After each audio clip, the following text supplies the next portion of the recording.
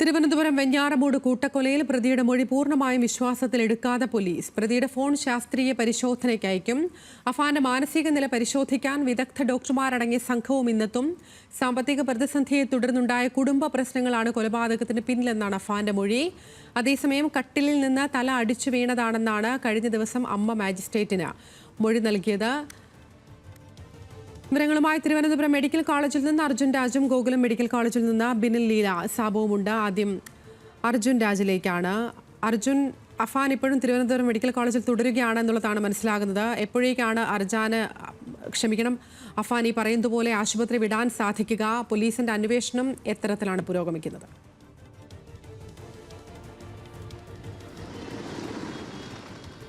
പോലീസിനൊരു വിപുലമായ അന്വേഷണം ഇതുവരെ നടത്താൻ കഴിഞ്ഞിട്ടില്ല. അതിന് പ്രധാനപ്പെട്ട കാരണം അഹാന്റെ നിലവിലെ ആരോഗ്യസ്ഥിതി തന്നെയാണ്.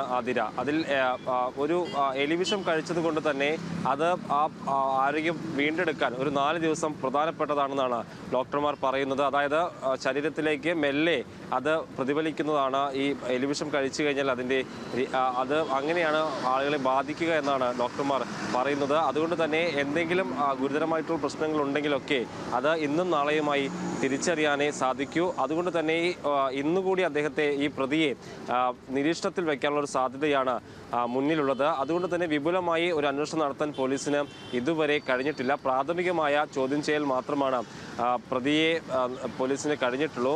മറ്റൊരു പ്രധാനപ്പെട്ട കാര്യം, പ്രതിയുടെ രക്തസാമ്പിൾ ഇന്നലെ ശേഖരിക്കുകയും അത് പരിശോധനയ്ക്ക് അയക്കുകയും ചെയ്തിരുന്നു. അതിൻ്റെ ഫലം ഇന്ന് ലഭിക്കാനുള്ളൊരു സാധ്യത ഉണ്ട്. ഏതെങ്കിലും തരത്തിലുള്ള ലഹരി പ്രതി ഉപയോഗിച്ചിരുന്നു എന്നുള്ളത് അറിയാൻ ഈ രക്തസാമ്പിൾ പരിശോധനാ ഫലം നിർണായകമാണ്. പോലീസിന് ഡോക്ടർമാർക്ക് നൽകിയ മൊഴിയിൽ താൻ 1 മാസമായി മദ്യപിച്ചിരുന്നു എന്നാണ് ഇയാൾ പറഞ്ഞിരുന്നത്. പക്ഷേ അതല്ല, അതിനപ്പുറത്തേക്ക് മാരകമായിട്ടുള്ള എന്തെങ്കിലും ലഹരി ഉപയോഗം പ്രതി ഉപയോഗിച്ചിരുന്നു, മാരകമായ ലഹരി ഉപയോഗിച്ചിരുന്നു എന്ന് അറിയാൻ ഈ രക്തസാമ്പിൾ പരിശോധന ഫലം വേണ്ടിവരും. അതുകൊണ്ട് തന്നെ ആ ഫലം ഇന്ന് വരാനുള്ള സാധ്യത നിലനിൽക്കുന്നുണ്ട്. പ്രാഥമികമായി സാമ്പത്തികമായിട്ടുള്ള ബാധ്യതയാണ് ഇത്തരത്തിലൊരു ക്രൂരകൃത്യം നടത്താൻ തന്നെ പ്രേരിപ്പിച്ചതെന്നാണ് പ്രതി നൽകിയിട്ടുള്ള മൊഴി. അത് ആ അർത്ഥത്തിൽ പൂർണ്ണമായും പോലീസ് മുഖവിലയ്ക്ക് എടുത്തിട്ടില്ല. കാരണം 21 വയസ്സാണ് പ്രതിയുടെ പ്രായം. ആ ഘട്ടത്തിൽ തന്നെ അത്ര വലിയ സാമ്പത്തിക പ്രതിസന്ധിയുടെ പേരിൽ ഏറ്റവും ഉറ്റവരായിട്ടുള്ള ആളുകളെ കൊലപ്പെടുത്താൻ തക്ക മാനസികമായിട്ടുള്ള അയാളുടെ പ്രശ്നം എന്താണെന്ന് ഉൾപ്പെടെയുള്ള കാര്യങ്ങൾ പോലീസ് പരിശോധിക്കുകയാണ്. മറ്റൊരു പ്രധാനപ്പെട്ട കാര്യം, ഈ പ്രതിയുടെ ഫോൺ പോലീസ് ശാസ്ത്രീയമായ പരിശോധനയ്ക്ക് വിധേയമാക്കും. അതായത് ഈ കൊലപാതകത്തിന് മുൻപ്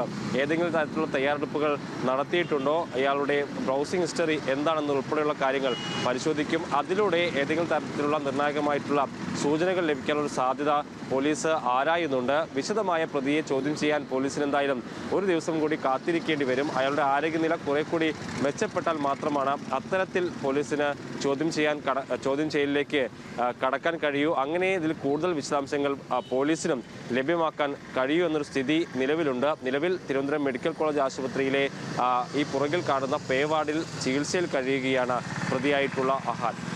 അതിര അർജുൻ പറഞ്ഞതുപോലെ തന്നെ പോലീസിന് ഇത്തരത്തിൽ ഈ കേസുമായി ബന്ധപ്പെട്ട അഫാനെ പൂർണ്ണമായി ചോദ്യം ചെയ്യാൻ സാധിച്ചിട്ടില്ല, വിശദമായി ചോദ്യം ചെയ്യാൻ സാധിച്ചിട്ടില്ല എന്നൊക്കെയുള്ളതാണ് പോലീസിന് ഇതിനു മുമ്പിൽ ഏറ്റവും കൂടുതൽ വെല്ലുവിളിയാകുന്നത്. നമുക്കറിയാവുന്നതുപോലെ അഫാൻ തുടക്കത്തിൽ പറഞ്ഞ സാമ്പത്തിക പ്രതിസന്ധിയാണ് എന്നുള്ള കാരണം പോലീസ് മുഖവിലക്കെടുത്തിട്ടില്ല എന്ന് തന്നെ കരുതാമല്ലേ? അതുകൊണ്ടാവുമല്ലോ ഈ കൊലപാതകത്തിന് പിന്നിൽ ഒരു ആസൂത്രണമുണ്ട് എന്ന് പോലീസ് സംശയിക്കുന്നത് കൊണ്ട് തന്നെ ആവുമല്ലോ ഈ പറയുന്നത് പോലെ ഡിജിറ്റൽ തെളിവുകൾ അടക്കം പരിശോധിക്കാം എന്നൊരു തീരുമാനത്തിലേക്ക് പോലീസ് എത്തുന്നത്. അങ്ങനെ തന്നെയല്ലേ?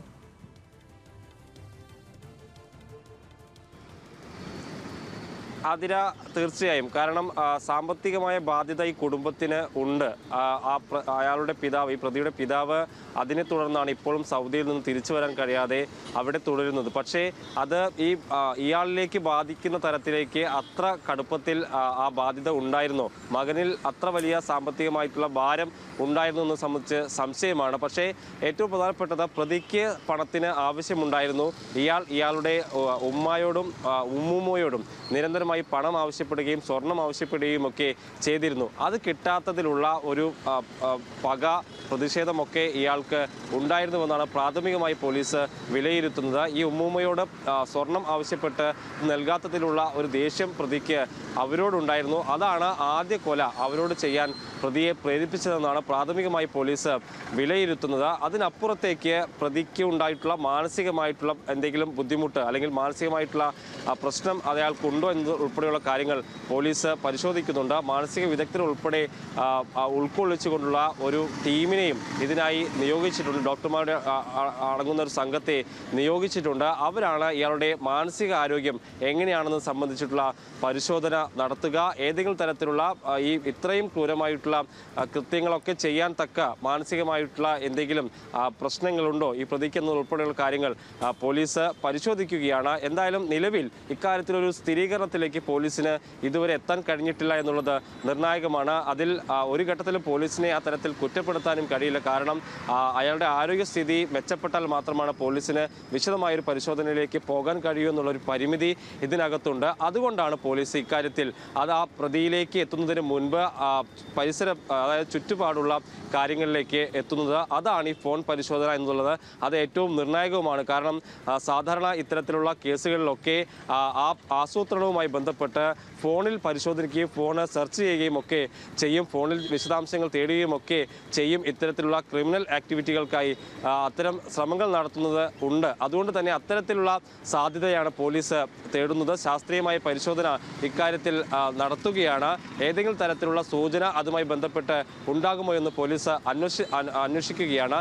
ഇതിൽ ചില ചാറ്റിംഗ് ഭാഗങ്ങൾ ഫോർമാറ്റ് ചെയ്തതായിട്ട് പോലീസ് കണ്ടെത്തിയിട്ടുണ്ട്. അത് വീണ്ടെടുക്കാനായി ഗൂഗിളിന് ഇമെയിലും അയച്ചിട്ടുണ്ട്. അത്തരത്തിലുള്ള വിശദാംശങ്ങൾ കൂടി ലഭ്യമായാൽ ഇതിൻ്റെ ഒരു ആസൂത്രണം എങ്ങനെയാണ്, പ്രതി അത്തരത്തിലുള്ള കൃത്യം ചെയ്യാൻ കാരണം എന്താണെന്ന് ഉൾപ്പെടെയുള്ള കാര്യങ്ങൾ കണ്ടെത്താൻ കഴിയുമെന്നാണ് പോലീസിന്റെ പ്രതീക്ഷ. ശരി, എന്തായാലും അഫാന്റെ ഫോൺ വിവരങ്ങൾ അടക്കം പരിശോധിക്കാനുള്ള തയ്യാറെടുപ്പിലാണ് പോലീസ് എന്നുള്ളതാണ് മനസ്സിലാകുന്നത്. ഗോകുലം മെഡിക്കൽ കോളേജിൽ നിന്ന് ബിനിൽ ലീല സാബു കൂടി ചേരുകയാണ് വിശദാംശങ്ങളുമായി. ബിനിൽ, ഇന്നലെ ഇപ്പോൾ ഉമ്മ ഷെമി പറഞ്ഞ വിവരങ്ങൾ നമുക്കറിയാം, ഷെമിയുടെ മൊഴി നമുക്കറിയാം. ഈ മകൻ ചെയ്ത ബാക്കി ക്രൂരകൃത്യങ്ങൾ ഒന്നും അറിയാതെ തന്നെയാണ് ആ ഉമ്മ അത്തരത്തിൽ മൊഴി നൽകിയതെന്നുമാണ് പോലീസ് അടക്കം കരുതുന്നത് എന്നാണ് മനസ്സിലാക്കുന്നത്. ഈ പറയുന്നത് പോലെ ഇയാളുടെ ക്രൂരകൃത്യത്തിന് ഇരയായവരിൽ ആകെ അവശേഷിക്കുന്നത് ഈ മാതാവ് മാത്രമാണ്. ആ സമയത്തെ മകൻ്റെ മാനസികാവസ്ഥ എന്തായിരുന്നു? എന്താണ് ഇത്തരത്തിൽ ഒരു തർക്കമുണ്ടായിരുന്നോ? ഇത്തരത്തിൽ ഒരു ഈ കൂട്ടക്കൊലയിലേക്കൊക്കെ ഈ മകനെ നയിച്ച മകൻ്റെ ആ സമയത്തെ മാനസികാവസ്ഥ എന്താണെന്നൊക്കെ അറിയുന്ന ഒരേ ഒരാൾ മാത്രമാണ് ഇനി അവശേഷിക്കുന്നത്. ഈ ഷെമിയുടെ ആരോഗ്യനില എങ്ങനെയാണ്? ഇവരിൽ നിന്ന് കൂടുതൽ മൊഴിയെടുക്കാൻ, വിവരങ്ങൾ ചോദിച്ചറിയാനുള്ള ശ്രമം പോലീസ് നടത്തുമോ?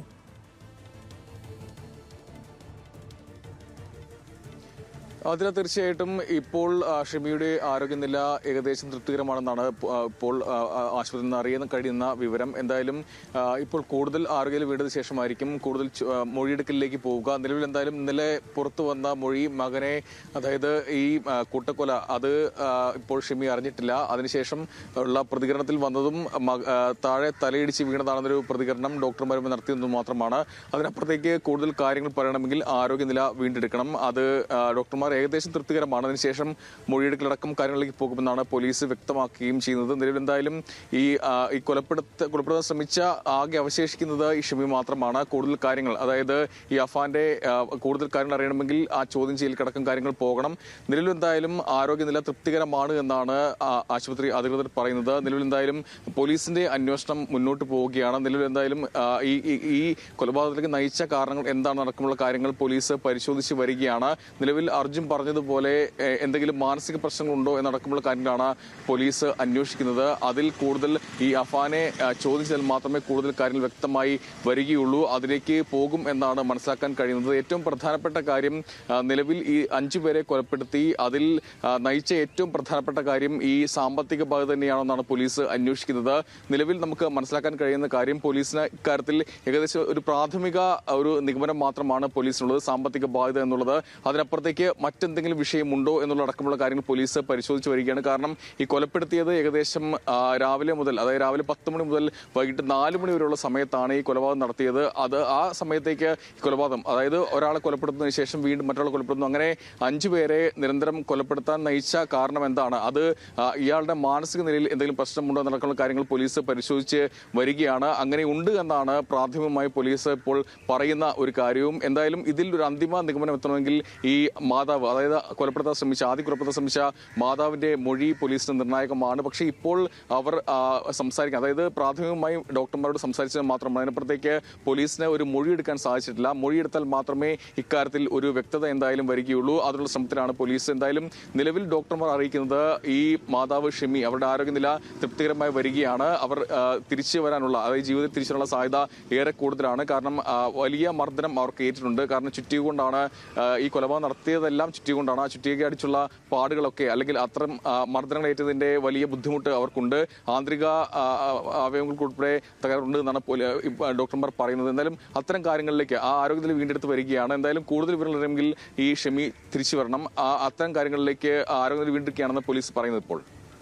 അപ്പോൾ തന്നെയാണ് എന്തായാലും അഫാന്റെ മാതാവിന്റെ ആരോഗ്യനില തൃപ്തികരമാണ് എന്നുള്ളതാണ് നിലവിൽ ആശുപത്രിയിൽ നിന്ന് ലഭിക്കുന്ന വിവരം.